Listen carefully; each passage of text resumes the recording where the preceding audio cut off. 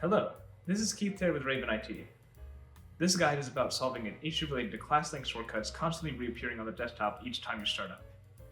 This fix should be simple and effective, so without further ado, let's begin. To begin, let's identify the issue. If your desktop looks like this, with the number of Classlink login shortcuts exponentially growing each time you open Chrome, you have the issue I'm here to solve. First, we'll click on the actual login shortcut. This will bring us to the Classlink homepage. From here, navigate to the three dots on the top right side of the Chrome tab.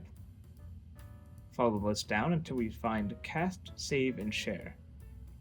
It may seem counterintuitive, but we'll now select the Create Shortcut text. You may name this Classlink shortcut whatever you'd like. Now with this created shortcut on your desktop, delete all the other Classlink shortcuts except the one that you've just created. This may seem exceedingly simple, but this is the solution. So now upon starting up a new Chrome tab, no more shortcuts will appear. If this solution does not work for you, you may submit a tech ticket so the tech team may personally assist you. Thank you for following on with this quick tutorial. We hope the solution worked for you. And that's all for this installment of Raven IT. Thank you for watching.